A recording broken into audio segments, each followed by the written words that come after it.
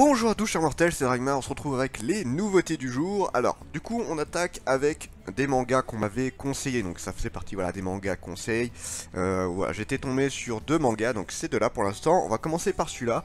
Alors, il n'y a pas de résumé, donc je suis allé chercher sur la page directement. Alors, la violence a brisé la famille Masaki et a conduit la mère en prison. C'est donc seul et marqué à vie que cohabitent Umeo et sa sœur aînée, Machiko.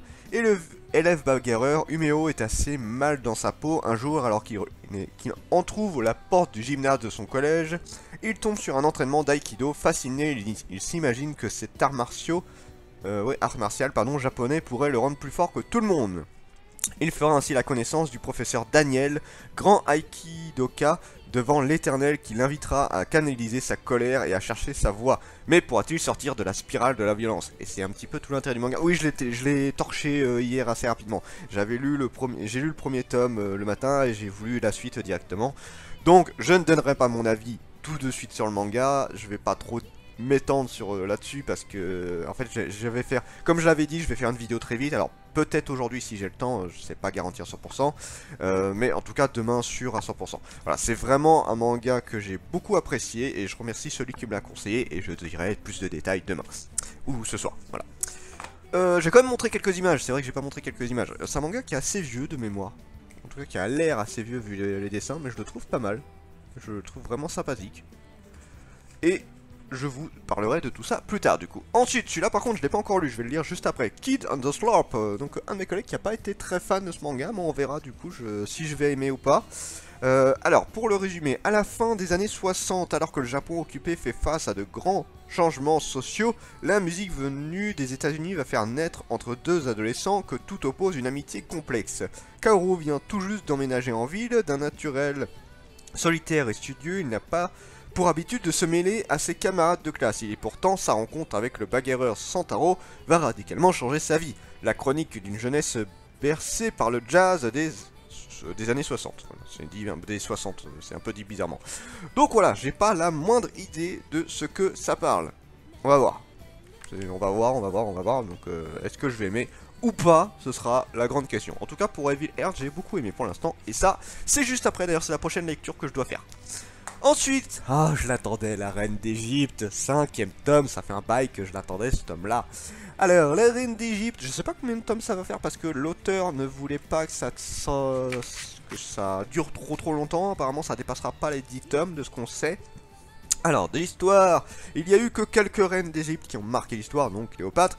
Et une des autres, justement, c'est Hatshepsut, je le dis très mal, je suis désolé, qui est une grande reine qui ne s'est pas laisser faire. En fait, voilà, elle est née femme et elle a toujours été assez jaloux du fait que les hommes avaient plus de droits, étaient mieux vus, ce genre de choses-là. Donc elle a dit un petit peu, stop, moi aussi je peux être aussi fort qu'un homme et je vais vous le prouver.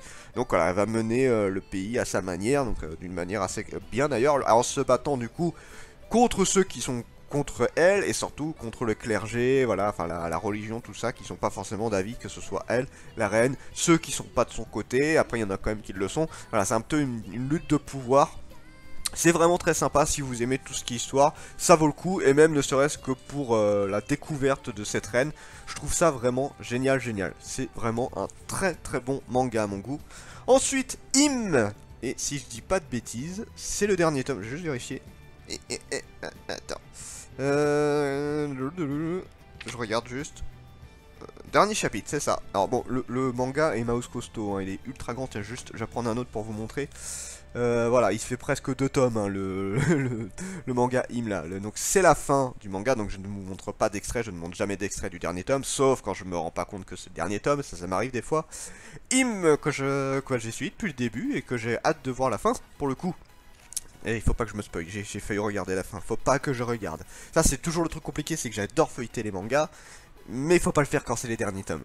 Alors, l'histoire de globalement, donc on suit Imhotep qui avait libéré les démons et qui a été réveillé 3 millions plus tard pour empêcher que les démons continuent à détruire le monde. Donc il y a déjà une organisation qui s'est formée avec les années, avec les siècles, pour arrêter les démons, mais voilà, Imhotep reste quand même un maître dans ce domaine-là, même s'il les a invoqués, et ça va être une lutte pour un petit peu remontrer son talent, remontrer qui il est vraiment, et contre un de ses très vieux amis, qui a été possédé par un démon, et voilà, ça va être une grande bataille, voilà. Enfin, c'est vraiment très sympa, et j'ai hâte de voir le final.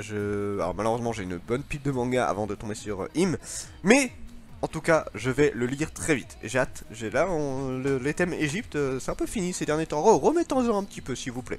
Alors ensuite nous avons Danganronpa. Donc tiré du jeu vidéo, visiblement série terminée en 4 tomes, je n'avais pas vu, ça m'énerve encore une fois. C'est un peu court 4 tomes, hein, ça dépend, je connais pas trop le jeu après. Ton premier jour de classe sera mortel. Alors, l'école privée Kigo Gamin est un établissement réputé pour son processus de sélection extrêmement strict. Seuls les lycéens qui excellent dans leur domaine peuvent y entrer. Lorsque Makoto est tiré au sort pour l'intégrer, il est donc aux anges. C'est pourtant sa descente aux enfers qui commence alors lorsqu'il se retrouve prisonnier d'un jeu de la mort avec ses camarades, et il devra garder la tête froide face au diabolique professeur Monukama. Découvrez pour la première fois en France l'adaptation en manga du jeu culte de Speak Chunsoft. Je ne connais absolument pas ce jeu et je me demande même si c'est sorti chez nous, justement. J'en sais rien, je sais pas du tout, j'ai pas la moindre idée de ce que c'est, donc je vais juste vous montrer quelques images. Alors, c'est pas tout à fait ça, mais j'ai l'impression de revoir un peu les dessins de World War Demon, même si voilà, une amie m'a dit que c'était pas les mêmes. Voilà, c'est pas tout à fait les mêmes, mais j'ai l'impression de revoir un petit peu le style. Donc voilà, on va voir ce que ça va donner. Donc je pense que ça va être du coup un gros survival game bien bourrin, et c'est cool. Voilà. Sur ce, c'était Dragmar et je vous dis à la prochaine, chers mortels.